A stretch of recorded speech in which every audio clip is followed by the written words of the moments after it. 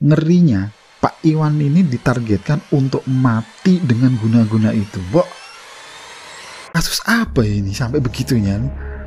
Dan Mas Wandi bilang, kalau Mas Adi ini terlambat ngasih tahu kalau Pak Iwan saat itu mati rasa separuh badan, nggak bisa tertolong lagi waktu itu. Hai, makasih ya sudah ngeklik video ini. Aku doain dipermudah semua urusan dan kabul semua hajatnya ya. Amin. Kisah yang akan kusampaikan ini kiriman dari seorang mantan perantau penjemput rezeki di negeri Malaysia, tepatnya di sekitaran Kuala Lumpur. Kisah ini sudah lama banget kejadiannya, dan beliau dengan sukarela menceritakannya langsung ke aku. Kisah ini tuh menceritain suatu peristiwa yang dengan peristiwa itu si tokoh utama dalam cerita ini baru sadar ada sesuatu pada dirinya yang selama ini tuh nggak tahu. Apa itu? Simak sampai selesai yuk. Mas, kok tiba-tiba aku nggak bisa ngerasain separuh badan ke bawah aku ini? Kata Iwan, mencoba dengan tenang. Suara Pak Iwan ini terdengar tenang memang, tapi ada campur sedikit kecemasan. Pak Iwan menjelang siang hari itu dilarikan ke rumah sakit di Kuala Lumpur sebab udah nggak kuat lagi untuk berdiri. Sejak 2 hari yang lalu tuh emang beliau itu kondisinya udah keringat dingin, terus ngerasa lemes gitu. Jadi nggak kerja kan. Nah, tiba-tiba siang ini, hari ini, Adi mendapat kabar beliau masuk rumah sakit. Jadi sepulang kerjanya, terus sore harinya si Adi langsung menuju rumah sakit tanpa mampir kontrakan dulu. Sebab nggak ada yang bisa standby ngejaga beliau di rumah sakit. Mereka kan sama-sama orang Indonesia tuh yang sedang bekerja di Malaysia kan. Jadi otomatis mereka saling membackup. Begitu mendengar keluhan Pak Iwan seperti itu, mulai tuh betul merasa cemas. Benar Pak, nggak ngerasa apa-apa. Kebas gitu. Iya Mas, ini nggak ngerasain apa-apa ini. Pusar sampai ujung kaki ini seperti nggak ada, kata Pak Iwan. Ngeri Pak. Raut wajah cemas tuh mulai muncul di wajahnya. Bagaimana enggak? Adi coba menyentuh bahkan mencubit kaki Pak Iwan. Pak Iwan tetap masih bilang nggak ngerasain apa-apa. Bingung kan, udah Adi langsung tanpa mikir panjang ambil HP, teleponlah seseorang. Mas, kondisi beliau sekarang kebas separuh badan ke bawah. Gimana ini Mas? Suara Adi begitu cemas melalui HP. Lawan bicaranya bilang, tolong Mas berikan HP ini ke Pak Iwan. Saya mau bicara sebentar. Adi langsung berikan HP ke Pak Iwan sambil beriin kode. Nih Pak, ada yang mau bicara. Dia mau bicara. Terdengarlah mereka saling bicara kan melalui handphone antara Pak Iwan dengan si lawan bicaranya tentang apa aja yang dirasa Pak Iwan. Terdengar dari Pak Iwan itu menjawab begini, begitu gitu. Nah, 3 menit berlalu, HP dibalikin ke Adi. Adi gantian yang ngomong. Gimana Mas? Lawan bicaranya bilang, tolong Mas Adi sekarang ambil air wudhu dan pinjam Al-Quran. Baca surat Yasin pelan-pelan dengan tartil dan ulang-ulang sampai saya akhirnya nanti telepon lagi baru Mas berhenti. Paham ya? Oke, Adi ngerti. Lalu tutup telepon, menyampaikan ke Pak Iwan apa yang harus dia lakukan. Dan Pak Iwan setuju, nggak masalah. Oke, Adi langsung bergegas ambil air wudhu, pinjam Al-Quran di musola. Terus kembali ke ruangan di mana Pak Iwan terbaring, dan duduk di samping ranjangnya terus membacakan surat Yasin dengan setartil-tartilnya pelan-pelan. Baru 2 kali ngulang baca surat Yasin, HP Adi langsung berdering. Angkat, terdengar suara bicara bilang, cukup Mas, coba dicek kondisinya Pak Iwan sekarang. Tanpa nutup telepon, Adi tanya ke Pak Iwan, gimana Pak kondisinya sekarang? Ya Allah, Alhamdulillah Mas, udah bisa ngerasain lagi nih semuanya, udah normal lagi, sambil gerak-gerakin jari kakinya itu Pak Iwan. Adi ngeliat itu kan seneng gitu, Alhamdulillah Mas, ini Pak Iwan udah normal Mas, udah bisa lagi ngerasain badannya semuanya komplit, kakinya udah bisa digerak-gerakin lagi. Alhamdulillah, lawan bicaranya seneng banget ya Allah. Alhamdulillah Mas kalau gitu, kabarin terus perkembangannya ya, saya pamit dulu gitu. Iya Mas, makasih, jawab Adi. Langsung HP itu ditutup. Nah, lawan bicara di HP tadi itu minta pembacaan Yasin kok cuma ke Adi saja. Sedangkan di ruangan itu ada satu lagi orang namanya Dodi. Nungguin juga di ruang kamar perawatan Pak Iwan. Adi ngerasa aneh. Kenapa cuma dia aja yang dimintain tolong surat baca Yasin? Padahal mereka bertiga, Pak Iwan, Adi, Dodi, itu muslim semua dan bisa dan pandai baca Quran. Entahlah batin Adi. Yang penting kondisi Pak Iwan udah normal kembali. Meski Adi juga masih menyisakan keanehan itu, udah simpan aja. Si Adi ini rupanya datang ke rumah sakit bersama si Dodi, teman sekerja dari Indonesia juga. Nah, jadi mereka bertiga ini, Pak Iwan, Dodi, sama Adi, tinggal di satu kontrakan yang disewa perusahaannya tempat mereka kerja. Khusus untuk mereka bertiga dari satu rumah kontrakan itu isinya cuma 3 orang itu doang. Karena menurut medis Pak Iwan ini menderita demam berdarah, Dodi inisiatif ngebawain jus jambu merah. Karena nggak tahu lagi kalau di negeri itu dia mau nyari angka, bener nggak namanya juga angka. Kalaupun bukan angka namanya apa juga nggak tahu, nyarinya juga di mana, keburu waktu. Pulang kerja harus buru-buru ke rumah sakit nemenin Pak Iwan. Daripada bingung ya udah beli jus jambu merah itu yang kata udah bawain. Nah, sedangkan lawan bicara yang di HP tadi, kemudian disebutlah namanya Mas Wandi. Itu awalnya minta izin ke mereka bertiga, gimana kalau pengobatan non medis, tapi tanpa bilang ke pihak rumah sakit untuk menghormatin pengobatan medis. Karena dari penerawangan Mas Wandi tadi yang sudah bicara sama Pak Iwan tadi, itu sakitnya bukan medis. Jadi si Mas Wandi ini cukup dengerin dari suaranya Pak Iwan berbicara itu tadi udah ngerti, oh ini sakitnya gini. Wah, bukan main juga ini mau rupanya Mas Wandi ya. Adi dan Dodi makin penasaran kan, kok dibilangnya bukan penyakit medis, kenapa?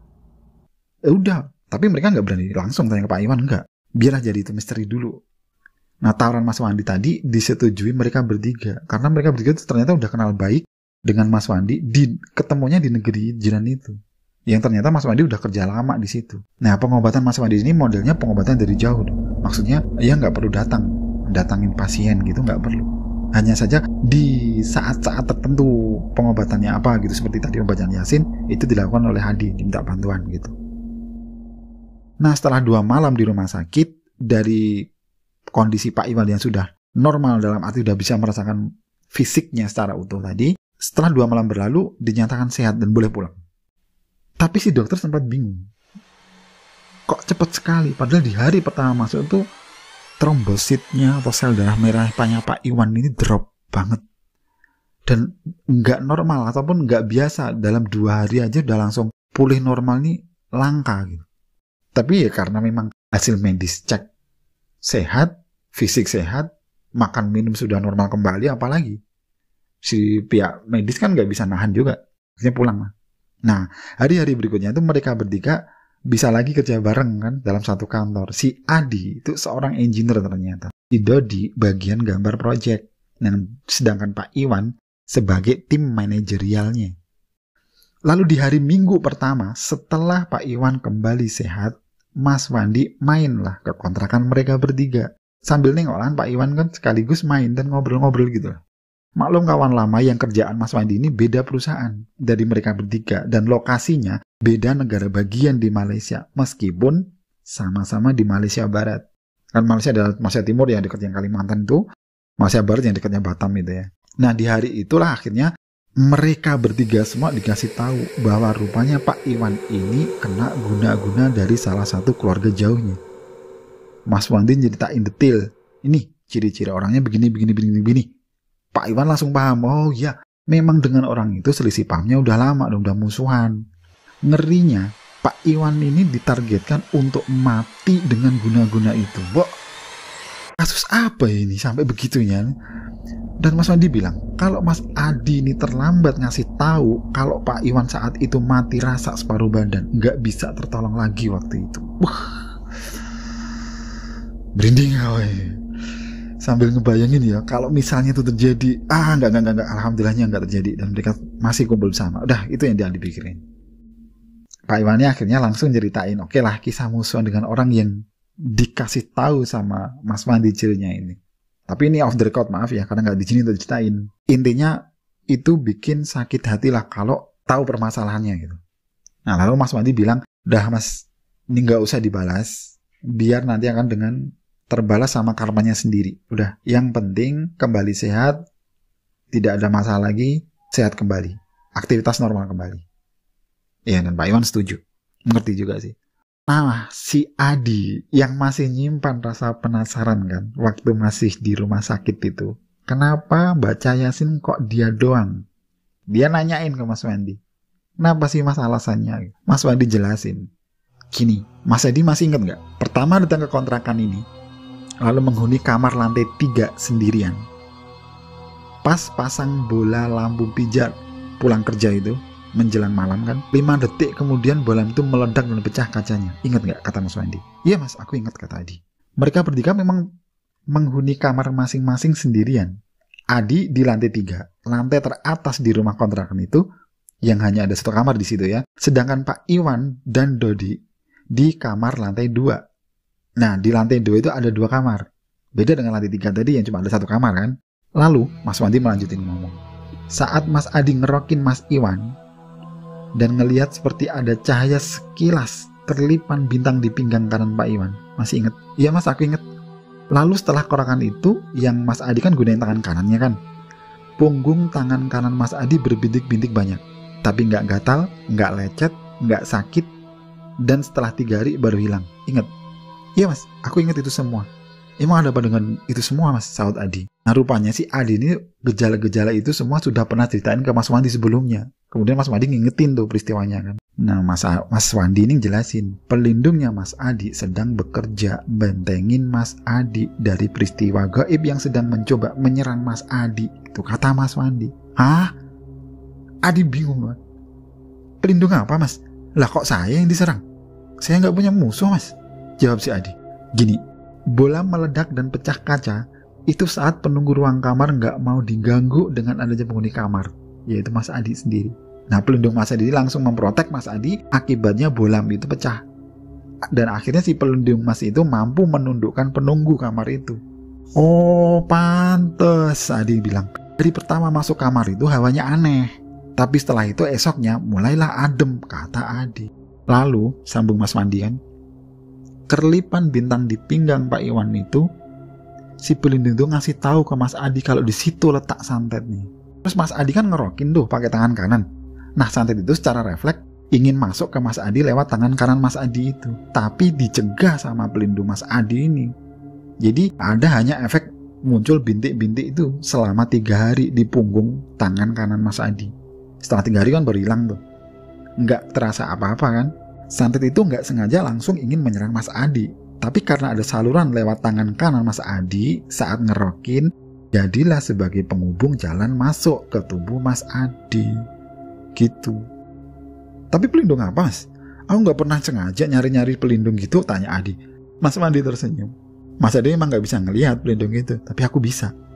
Dia selalu ngeringin kok kemanapun Mas Adi pergi. Bahkan kalau tidur, dia tuh duduk di sisi kepala Mas Adi sambil ngelus-ngelus kepala Mas Adi gitu. Seperti seorang ibu yang ingin menidurkan anaknya, kata Mas Wandi. Kebayang ya? Dan sisi pelindung itu sosoknya itu perempuan. Dan energinya bagus banget. Aku aja pengen kok punya seperti itu, kata Mas Wandi. Terus dia dari mana Mas? Aku gak pernah nyari seperti itu, kata Adi.